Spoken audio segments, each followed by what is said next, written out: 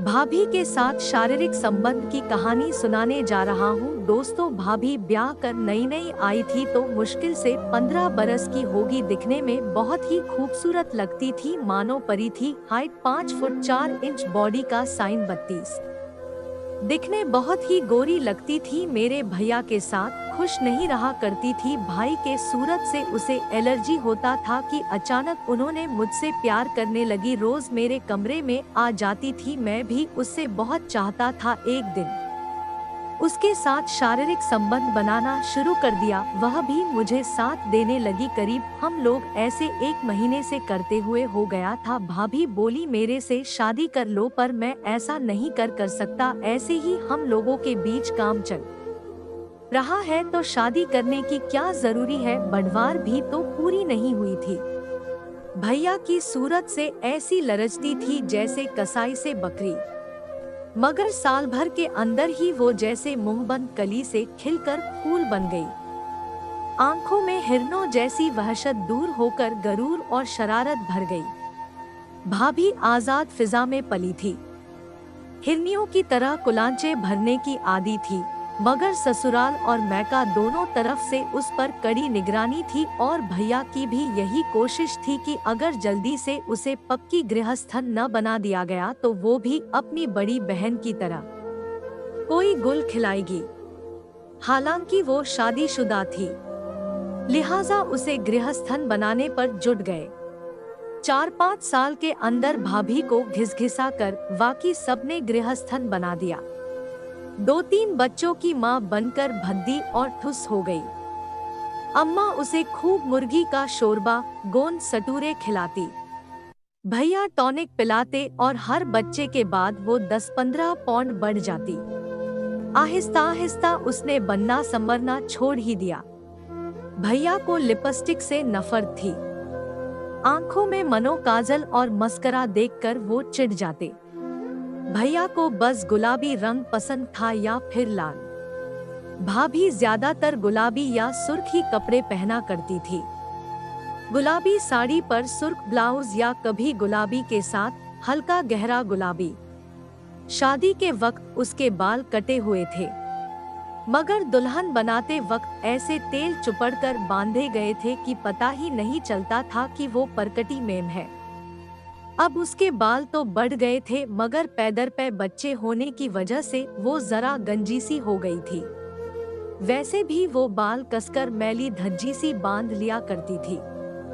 उसके मियाँ को वो मैली कुचैली ऐसी ही बड़ी प्यारी लगती थी और मैके सुराल वाले भी उसकी सादगी को देखकर उसकी तारीफों के गुण गाते थे।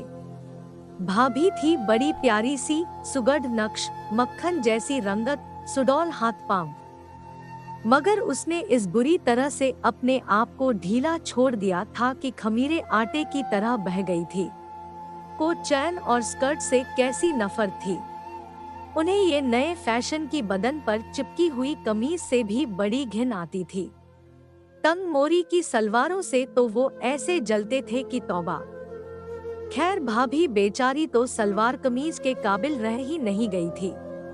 वो तो बस ज्यादातर ब्लाउज और पेटीकोट पर ड्रेसिंग गाउन चढ़ाए घूमा करती। कोई जान पहचान वाला आ जाता तो भी बेतकल्लुफी से वही अपना नेशनल ड्रेस पहने रहती। कोई औपचारिक मेहमान आता तो अमूनन वो अंदर ही बच्चों से सर मारा करती। जो कभी बाहर जाना पड़ता तो लिथड़ी हुई सी साड़ी लपेट लेती। वो गृहस्थन थी, बहू थी और चहेती थी। उसे बनसंवर कर किसी को लुभाने की क्या जरूरत थी। और भाभी शायद यूं ही गॉडर बनी अधेड़ और फिर बूढ़ी हो जाती। बहुएं ब्याह कर लाती जो सुबह उठकर उसे झुककर सलाम करती, गोद में पोता खिलाने को देती।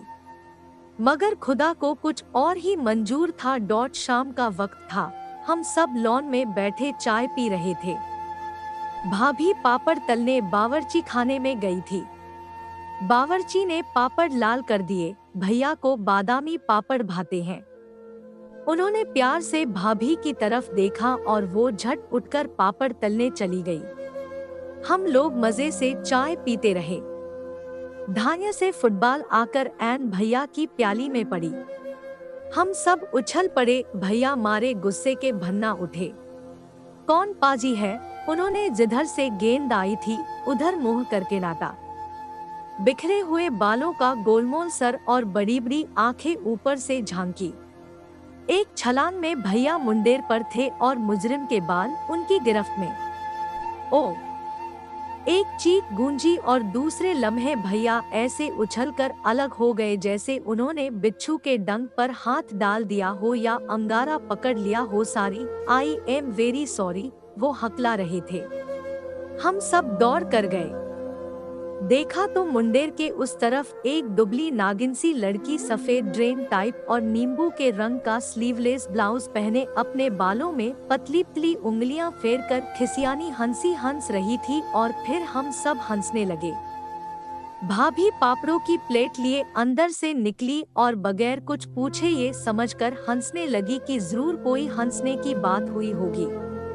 उनका ढीला ढाला पेट हंसने से फुदकने लगा और जब उसे मालूम हुआ कि भैया ने शबन को लड़का समझकर उसके बाल पकड़ लिए तो और भी जोर जोर से कहकहे लगाने लगी कि कई पापड़ के टुकड़े घास पर बिखर गए। शबन ने बताया कि वो उसी दिन अपने चचा खालिद जमील के यहाँ आई है। अकेले जी घबराया तो फुटबॉल ही लुढ़काने लगी, जो इत्तिफाकन भैया की प्याली पर आ कूदी। शबन भैया को अपनी तीखी मस्कारा लगी आंखों से घूर रही थी। भैया मंत्रमुग्ध सन्नाटे में उसे तक रहे थे। एक करंट उन दोनों के दरमियान दौड़ रहा था। भाभी इस करंट से कटी हुई जैसे कोसों दूर खड़ी थी। उनका फुदकता हुआ पेट सहमकर रुक गया।